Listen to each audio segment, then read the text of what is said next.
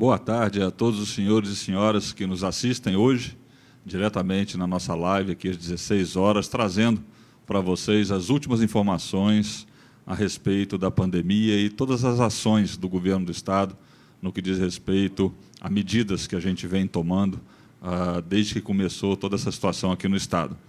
Acho importante dizer hoje, semana passada anunciamos as medidas de barreira sanitária, controle e monitoramento de entrada no Estado através dos 13 pontos nas estradas e do nosso aeroporto. E hoje, efetivamente, começamos a atuar às 1h da manhã, na chegada do primeiro voo aqui em Campo Grande, com uma equipe preparada, treinada para fazer esse monitoramento.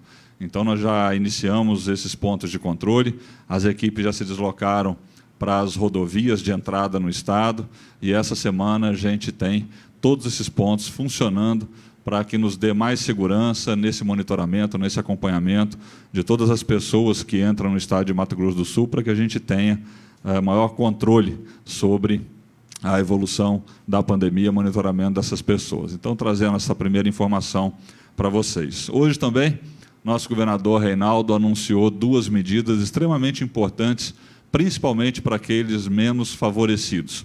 A primeira medida é um apoio para aquelas famílias cadastradas no Vale Renda que têm filhos estudando na rede estadual de ensino. Serão 9.000 famílias atendidas com um valor suplementar de R$ 60 por família para quem tem filho estudando na rede estadual de ensino. O pagamento do Vale Renda é no dia 22 de abril, e no dia 30 de abril, essas famílias receberão R$ 60 a mais no seu cartão do Vale Renda. Uma maneira de apoiar essas famílias que têm crianças na escola, na rede estadual, e que estão tendo aula não presencial.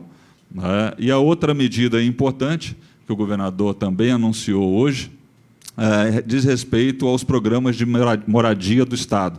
14.000 famílias que têm compromissos de prestações em relação aos seus programas de moradia terão esse valor suspenso em abril, maio e junho, e quem ainda não pagou, referente ao mês de março. E o valor dessa prestação será colocada no último mês, nos 3 últimos meses, ou 4, quem não pagou março, do contrato. Então, ficarão 3 meses ou 4 meses sem o pagamento da prestação do seu programa habitacional, para que tenha também um alívio nesse momento tão difícil da nossa economia. Nesse caso, são 14.000 famílias atendidas no Estado de Mato Grosso do Sul. Então, 2 ações extremamente importantes, relevantes, para que a gente tenha uma folga maior para essas famílias necessitadas aqui no Estado de Mato Grosso do Sul. Uma outra medida anunciada também, nós temos recebido, através do Conselho de Cultura, muitas demandas, muitos questionamentos, porque tem todo um conjunto de profissionais de todas as modalidades de artesanato, de pequenos produtores, seja no audiovisual, seja na arte cênica, artistas de toda a natureza do nosso Estado, e que vem pedindo uma medida do Estado para que a gente possa apoiá-los. E a nossa presidente da Fundação de Cultura, Mara, apresentou hoje, e o governador assumiu e apoiou a medida. Vai ser publicada essa semana um edital para que artistas do Estado inteiro se cadastrem e participem de um processo onde irão receber um valor também nesse momento difícil da economia, para que eles possam atuar nas suas atividades. Então, 3 medidas importantes do ponto de vista econômico que a gente coloca no Estado, principalmente para atingir aquelas famílias, aqueles mais necessitados.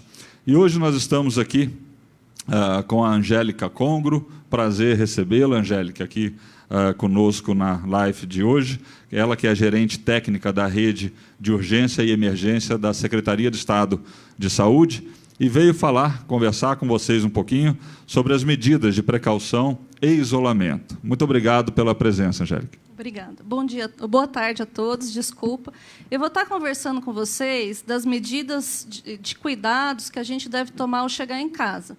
para as pessoas que estão trabalhando, para as pessoas que vão no mercado, são medidas para as pessoas que estão chegando em casa, e depois eu vou estar falando um pouco das medidas de cuidados na casa das pessoas que já estão em isolamento domiciliar, que tem um caso suspeito ou um caso confirmado dentro do domicílio. Então, as medidas para quem está chegando em casa, gente, é retirar os sapatos para chegar em casa, tá? É uma medida importante que no solo do sapato pode vir trazendo vírus. Tirou o sapato, vá lavar as mãos. Depois de lavar as mãos, na hora que chegou em casa, entre para o chuveiro para tomar banho e troque a roupa, tá?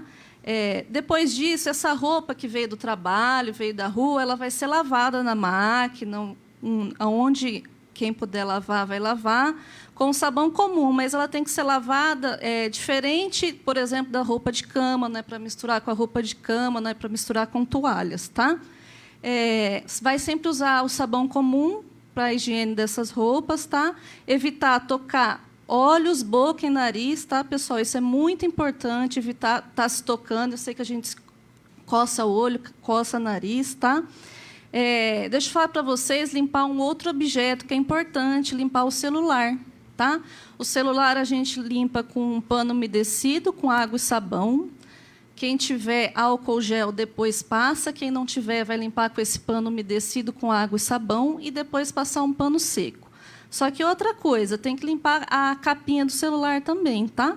Tirar a capinha do celular, lavar, secar. Quem puder passar no hipoclorito, vai passar no hipoclorito. Outro item que a gente também tem que estar limpando com água e sabão, com um pano umedecido, são as chaves do carro e as chaves da casa, tá? Esses também têm que ser limpos diariamente. Outra medida é limpar os tapetes dos carros, tá? Retirar o tapete, passar um pano umedecido com sabão e água com hipoclorito, tá? Essa água com hipoclorito, ela é diluída 25 ml de hipoclorito para 1 litro de água, tá? E aí, para a gente estar limpando a nossa casa todo dia, a gente vai estar diluindo esse hipoclorito, 25 ml para 1 litro, tá? Pessoal, não exagerem no hipoclorito, porque ele é tóxico, tá? Vocês podem usar, junto nessa água, detergente comum ou sabão e passar pano na casa. Mas a gente tem que lembrar um outro item que tem que ser limpo na casa, são as maçanetas, tá? Não esquecer de limpar as maçanetas diariamente também. Agora, as medidas de isolamento domiciliar para aquelas pessoas que já estão em isolamento domiciliar, caso confirmado ou caso suspeito, tá? Primeira coisa é não permitir visitas, né? Não está na hora de parente ficar visitando ninguém. A pessoa está doente, não é para vir visitas na casa, tá? O ideal seria essa pessoa doente ficar isolada no quarto, né? Mas a gente sabe que existe vários tipos de residência e isso não vai ser possível em todas, tá? Então, quando não é possível, tentar ficar longe da pessoa 2 metros, que é para evitar estar passando, tá? Dormir em quartos separados, se isso também for possível, né? A pessoa dorme no quarto, o resto dorme na sala, vice-versa, tá? Para dormir separados. Não compartilhar copo, tereré, chimarrão, narguilé, talher, tá, pessoal? O que aquela pessoa vai usar é só dela neste período de doença. Também evitar contato nos olhos, boca e nariz, tá? A pessoa que está doente, nós recomendamos usar a máscara cirúrgica todo o tempo, tá? Aí sabemos da falta de encontrar no mercado, então a gente recomenda a pessoas em casa usar a máscara de pano também. A pessoa que vai cuidar dela, existe sempre um cuidador para cuidar do outro, escolher a pessoa mais saudável da família, evitar hipertenso, diabético, alguém que já tem alguma doença pulmonar está cuidando deste outro doente. E a pessoa que cuidar também pode usar a máscara de pano. Os dois têm que lavar frequentemente as mãos antes do cuidado com a pessoa, antes da pessoa doente comer. Tem que estar sempre cuidando as mãos. Outra coisa a roupa dessa pessoa doente também tem que ser lavada separado, com água, com sabão comum, tá? As roupas de cama têm que ser trocadas preferencialmente pela pessoa que está doente, porque naquela roupa de cama pode ter alguma secreção, ela tossiu à noite, então quem tira para trocar essa roupa de cama é a pessoa doente, se ela puder conseguir. Se não, vai ser o cuidador, vai pôr uma luva, máscara e tirar. Essa roupa também é lavada separadamente, não é para lavar junto com a roupa da família, tá? A casa também tem que ser limpa diariamente com sabão, detergente e água com hipoclorito. Lembrando da diluição, que é 25 ml para 1 litro de água, tá? Limpar as maçanetas também com essa solução, e quem puder tá passando álcool gel a 70%. Se a casa tem um banheiro só, gente, depois que essa pessoa que estiver doente usar o banheiro, ele tem que ser higienizado com esses mesmos produtos, preferencialmente por quem está doente, tá? Que evita a disseminação. Mas se a pessoa que está doente não pode fazer essa higienização, aí é uma outra pessoa que faz com luva e máscara, tá? E depois toma o seu banho e troca a roupa para se limpar. Os objetos que a pessoa usar, lenço de papel, que assoa o nariz, essas coisas, elas têm que ser descartadas num lixo com tampa específico para essa pessoa, tá? Não é todo mundo na casa vai chegar e vai jogar lixo ali, não. É o lixo daquela pessoa, tá? Essa pessoa que está em casa, em isolamento domiciliar, ela tem que fazer repouso e prezar muito pela hidratação. E a hidratação é água, é suco, é chá, é canja de galinha, o que tiver disponível ali, tá? E um outro ponto importante, se ela tiver piora de saúde, se ela tiver mal-estar, começar tontura, gente, falta de ar, ela tem que voltar para o hospital. É um sinal de agravo, ele tem que ser olhado nesses pontos de atenção mais especializados, que são as UPAs e os hospitais. Era isso, secretário, a respeito do isolamento domiciliar e as medidas de prevenção. Ok, muito obrigado, Angélica, trazendo aí para vocês informações importantes em relação a essas medidas de precaução e caso haja de isolamento. Obrigado, Angélica. Gostaria de convidar a doutora Cristine Maimone para que ela venha aqui conosco hoje apresentar para o nosso público. Cristine, bem-vinda mais uma vez, o boletim, né, de hoje do coronavírus. Por favor, Cristine. Boa tarde, secretário Riedel. Boa tarde, secretário Geraldo. Boa tarde a você que está nos escutando novamente. Hoje, o nosso boletim do coronavírus é um boletim que traz 8 casos a mais confirmados desde ontem. Então, nós temos 524 casos notificados, 51 casos em investigação, 44 casos confirmados, 418 descartados, 11 casos excluídos e, ainda bem, nenhum óbito. Então, lembrando que, na data de hoje, secretário, o Brasil está com 4.579 casos confirmados, o que representa que nós estamos colaborando com 0,96 desses casos com os nossos 44 casos confirmados. Se analisarmos em relação à região centro-oeste, nós temos 435 casos confirmados na região centro-oeste. E estamos colaborando mais a partir de hoje, né? Ontem nós estávamos com 9%, hoje nós crescemos um pouquinho, nós estamos colaborando com 10,11% dos casos confirmados no âmbito do Brasil. Então, vocês podem ver a evolução dos casos, né? Então, a partir do dia 14 de março até o dia 30, em que a gente tem uma curva ascendente dos casos confirmados.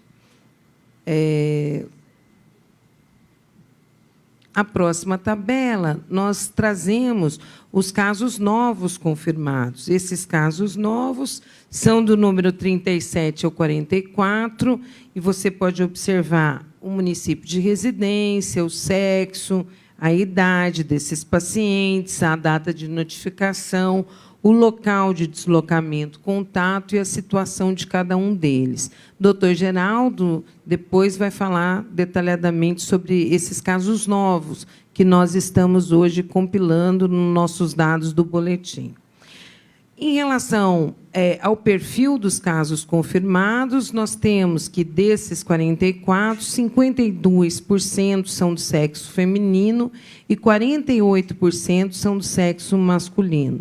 E ali também, secretário, a gente pode perceber a faixa etária maior, em números absolutos de casos que nós temos, que é na faixa de 30 a 39 anos. Seguida pela faixa de 40 a 49 anos e pela faixa de 20 a 29 anos. Então, é uma população jovem, uma população de adultos jovens que está sendo, aqui no estado de Mato Grosso do Sul, os primeiros acometidos dos casos da doença. Na sequência, os nossos casos em investigação de Covid, de síndrome respiratória aguda grave e também das nossas unidades sentinelas, como já falamos. Ontem falamos sobre isso, que nós estamos realizando nas síndromes respiratórias agudas graves, hospitalizadas, e também nas unidades sentinelas que nós temos no estado de Mato Grosso do Sul. Em relação ao município de residência, dos 51 casos ainda em investigação, nós temos 1 em Anastácio, 3 em Aquidauana, 2 em Bataguaçu, 1 em Carapó, 1 em Camapuã, 21 em Campo Grande. A gente ainda tem uma consolidação grande de casos em Campo Grande, 1 em Dois Irmãos do Buriti, 6 em Dourados, que aumentou também, 1 em Fátima do Sul, 1 em Naviraí, 4 em Nova Andradina, 3 em Ponta Porã, 2 em Rio Verde de Mato Grosso e 4 em Três Lagoas.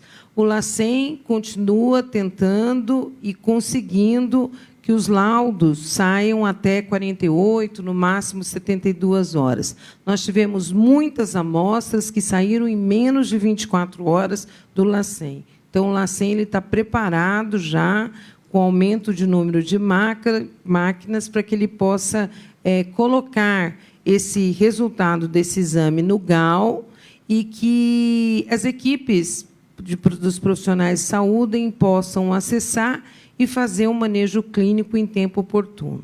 Então, a distribuição dos casos confirmados em investigação.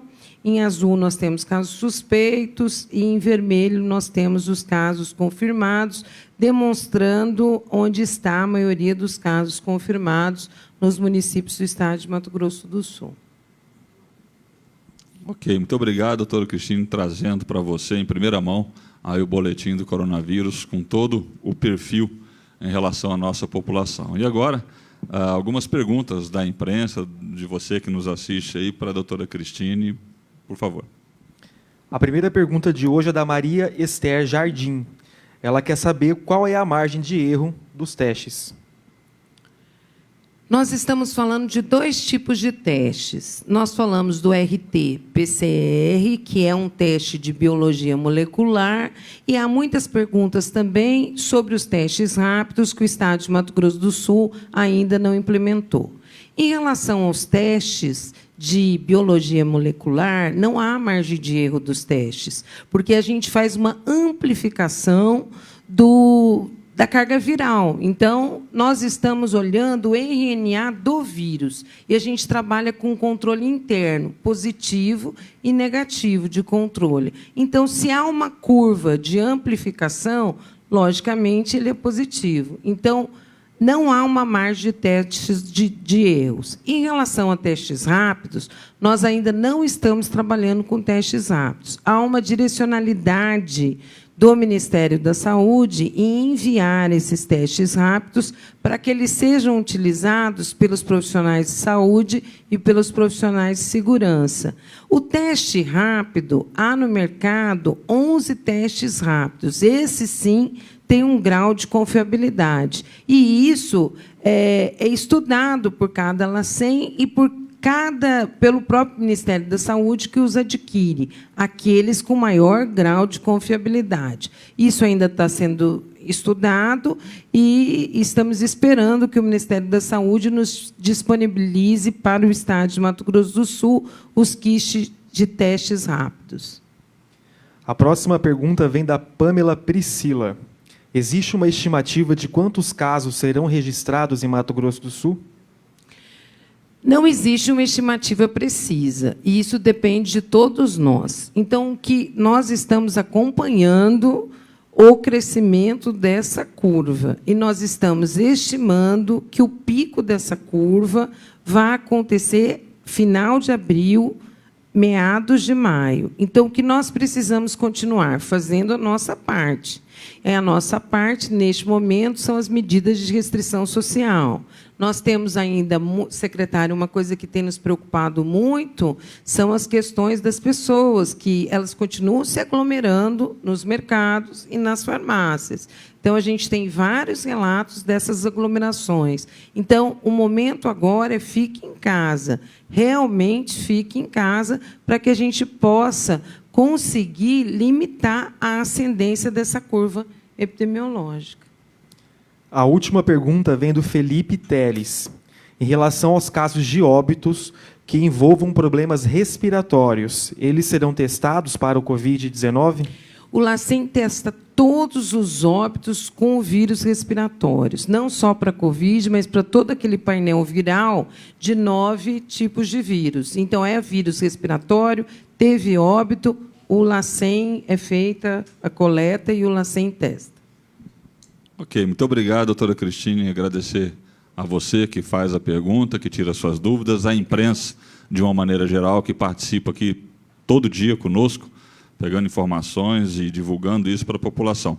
E convidar nosso secretário de Saúde, Geraldo Rezende, sempre presente aqui também, trazendo as últimas informações relativas à área de saúde, que tanto nos interessa e que vai passar para vocês aí um pouquinho dessas informações. Muito obrigado, secretário.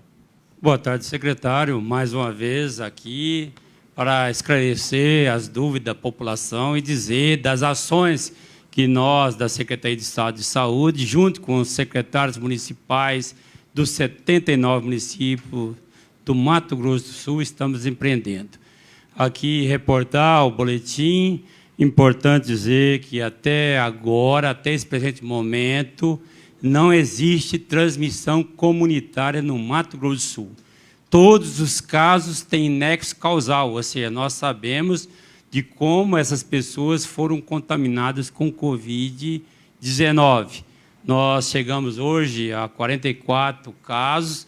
Logicamente, há questionamento, mais casos em Mato Grosso do Sul? Certamente há, mesmo porque nós temos algumas amostras de exames que foram remetidos, principalmente aqueles feitos pela iniciativa privada, que foram remetidos a laboratório de São Paulo, a laboratório de referência de São Paulo. E há mesmo também exames que nós encaminhamos alíquotas, ou seja, parte da coleta desses exames para fazer também checagem em laboratórios de referência, que era o IAU, Instituto Adolfo Lutz, lá em São Paulo.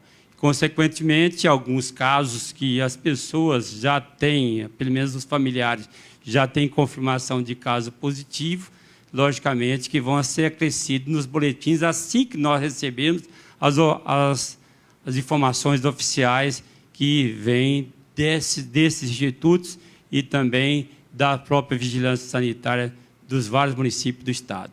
Eu quero aqui dizer que, do quantitativo de casos que a gente tem em Mato Grosso do Sul, nós temos já 20 pessoas que tiveram alta da quarentena, ou seja, os 14 dias foram totalmente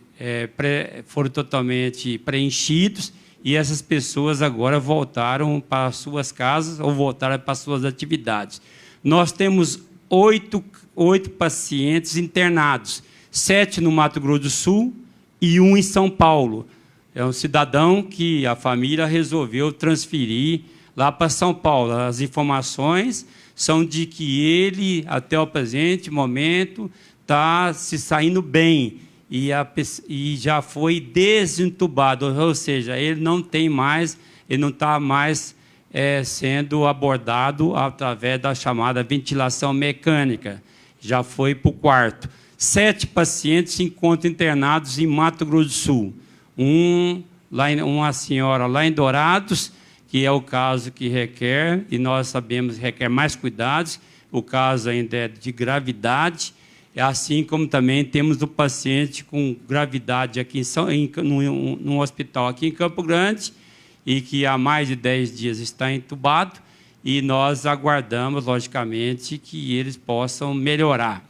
E há outros 5 casos que estão internados. Lá em Dourados, já teve uma paciente que foi para casa, que teve alta, mas há um paciente que teve ligação e que nós precisamos de confirmar se vai ser positivo ou não esse paciente que está internado em uma unidade hospitalar lá em Dourados. Os outros casos aqui em Campo Grande, nenhum requer cuidados maiores, mas nós estamos perfeitamente em contato com as unidades hospitalares para que a gente tenha realmente o quadro completo e possamos passar para todos vocês. Nós temos aí 16 casos em isolamento domiciliar, ou seja, pessoas que vão ter que cumprir a quarentena de 14 dias. E, somado com os 20 que já tiveram alta, e que, por um linguajar mais popular, nós temos um caso lá que está internado em São Paulo. Eu quero também dizer que aqui nós temos uma compilação, está no nosso site, que o governo construiu, as 50 medidas que o Mato Grosso do Sul, que o governo do estado de Mato Grosso do Sul tomou desde o início da pandemia. Todas essas medidas estão sendo implementadas.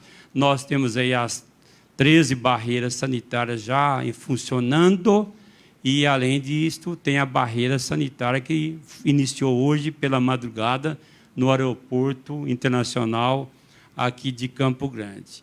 Quero, mais uma vez, fazer um agradecimento especial a todos os servidores da área de saúde, não só os da nossa capital, os do município daqui de Campo Grande, mas todos os outros 78 municípios estão sendo verdadeiros heróis, todos procurando dar o melhor de si. Os outros órgãos do governo que têm prestado uma solidariedade enorme à nossa equipe da saúde, todos estão empenhados em poder dar o melhor de si para a gente enfrentar e evitar, consequentemente, perdas de vidas, que esse é o nosso maior patrimônio, como diz o governador Reinaldo Azambuja. E estamos fazendo todos os encaminhamentos. Nós vamos divulgar ainda hoje, no final da tarde, e amanhã haveremos de colocar na apresentação que vamos fazer o quadro completo das iniciativas que tomamos a Secretaria de Estado de Saúde, junto com as secretarias municipais de saúde, principalmente nos municípios, onde nós temos capacidade de poder investir em UTIs, ou seja, ampliação de leite de UTI, ampliações de leitos clínicos, mas adiantando para vocês que nós temos uma compilação hoje e que o quantitativo de leitos clínicos que nós podemos chegar, se tudo se ultimar nas próximas horas ou nos próximos dias, nós vamos ter 281 leitos a mais para o tratamento de pacientes com a pandemia coronavírus e mais 135 leitos de UTIs. Esses já estão consolidados. Nós estamos habilitando junto ao Ministério da Saúde, porque o Ministério da Saúde vai dar um quantitativo de recursos e o Estado vai assumir, junto com Campo Grande, os leitos da nossa capital. Ou seja, nós vamos aqui ter um aporte de recursos de 13 milhões mês, nesses 4 a 6 meses de vigência da pandemia, como alguns especialistas estão dizendo. O Estado vai ter um aporte de recursos de 13 milhões, que vai ser partilhado com o município de Campo Grande. E nos outros municípios nós estamos fazendo tratativa para verificar os municípios que podem também fazer essa parceria conosco, mas o Estado está assumindo a alocação de leitos para a gente poder colocar nas outras unidades hospitalares do interior. E, além disso, 48 novos leitos, uma ala inteira do Hospital Regional, que não é aquela estrutura montada fora do hospital. Aquela é uma estrutura para fazer triagem de casos mais leves, de casos que vão ser internados, para ter uma triagem para que as pessoas não cheguem diretamente ao hospital. São 48 novos leitos, um andar todinho, e onde nós estamos adquirindo equipamentos, principalmente os ventiladores pulmonares e os monitores, para que haja um tratamento semi-intensivo para esses pacientes. Então, é isso que eu gostaria de deixar. Logicamente, há alguns outros questionamentos que, enquanto tivermos tempo, nós vamos estar aqui para poder respondê-los. E, se tiver alguma outra pergunta que chegou durante essa live, nós estamos aqui à disposição da população de Mato Grosso do Sul para dar as respostas. Secretário, uma pergunta veio do Armando Loureiro. Ele gostaria de saber em relação aos pacientes do interior que precisarem eventualmente vir a Campo Grande. O Estado tem ambulância? Todos os municípios do interior têm seus veículos para o transporte, chamado transporte sanitário. Lógico que nós queremos e estamos trabalhando para que não haja, porque vai ter muita dificuldade o transporte desses pacientes para os municípios que têm melhor capacidade instalada. Para tanto, casos não graves deverão ser tratados, inclusive, nos pequenos hospitais que temos em cerca de 63 municípios, conforme já divulgamos ontem.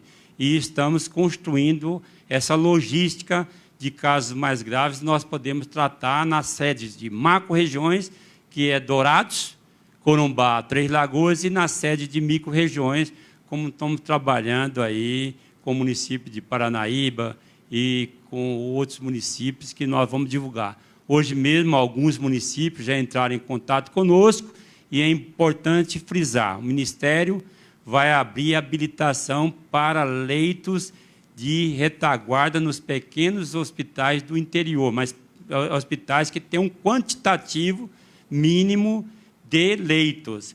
E aqui no Estado nós estamos fazendo uma varredura, porque o Ministério vai pagar uma diária de R$ 1.500. E, além disso, os leitos de UTI, o Ministério vai financiar R$ 800, e nós, do Estado, vamos financiar o recurso, o montante de recurso, para poder fazer a contratação desses leitos hospitalares. Então, respondendo a essa pergunta, nós vamos tentar evitar ao máximo o transporte de pacientes para os municípios que têm melhor capacidade instalada. Mas, se assim for preciso, pequeno município que não tem um hospital, que não tem leitos de UTI, como aconteceu mesmo, inclusive, na própria iniciativa privada. A paciente de Bataiporã, ela teve que ser removida para Nova Andradina, no hospital da entidade que essa paciente tinha convênio, não tinha leito de UTI, foi removida para Dourados, mas tem que se fazer com todos os preparos que já foram anunciados, que nossas equipes estão em contato permanente com as equipes de saúde dos municípios para poder orientá-los. Ok, muito obrigado, secretário, pela participação. Gostaria aqui de agradecer mais uma vez a doutora Cristine, agradecer a Angélica Congro pela presença aqui hoje, esclarecendo essas medidas de precaução e isolamento, e falar para você, né, do Vale Renda que tem filho ou filha na rede estadual de ensino, ficar atento que agora no mês de abril, dia 30 receberá um reforço no Vale de R$ 60, além dos 180 que já recebe. Também reforçando o comunicado em relação a todos que têm prestação dos programas habitacionais do Estado de Mato Grosso do Sul, que nesses próximos meses de abril, maio e junho, e quem ainda não pagou março, esse valor será colocado para o último mês, os últimos 3 meses após o vencimento do contrato. Importante lembrar essas duas mensagens. O secretário esclareceu aqui a questão dos leitos de UTI, importante também, muito questionamento, muita discussão em torno desses números de leitos, o secretário sempre trazendo a informação precisa aqui para a gente. Acho também relevante chamar e pedir para que todos não deixem de cuidar a dengue.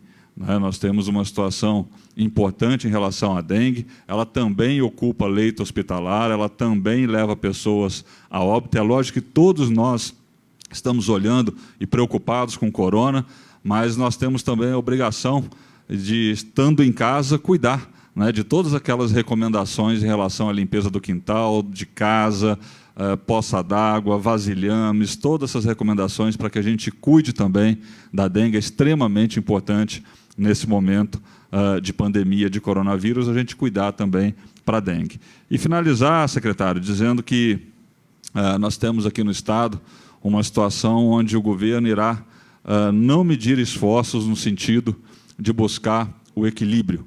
E o equilíbrio no sentido da gente ter as nossas atividades em andamento para evitar desabastecimento. Temos que cuidar, sim, do corona, mas temos que manter as atividades essenciais em andamento, funcionando, com todo zelo, com todo cuidado. Todos os protocolos para segmentos específicos da economia foram desenvolvidos, estão à disposição de empresários de diferentes áreas de atuação. Então, nós temos que manter isso em andamento e pedir mais uma vez, né, para que todos que possam fiquem em casa, né, todos que não tenham nenhuma urgência para sair, que negocie, converse, ajuste sua vida para ficar em casa. Cuide do pai, da mãe, cuide do avô, da avó. É um segmento da população de maior risco. Então, a gente reforça esse pedido para que a gente atravesse esse período extremamente difícil com o menor número de afetados possível. E nós estaremos sempre trazendo de primeira mão para vocês todas as medidas que o Governo do Estado, que a Secretaria de Saúde desenvolve em relação às suas ações, para que a gente transmita tranquilidade para a nossa população. E estaremos respondendo todas as perguntas que chegam aqui na nossa live diariamente, para poder informar, bem informar nosso cidadão, todos os habitantes aqui do Mato Grosso do Sul. Muito obrigado, um grande abraço a vocês e até amanhã às 16 horas. Abraço.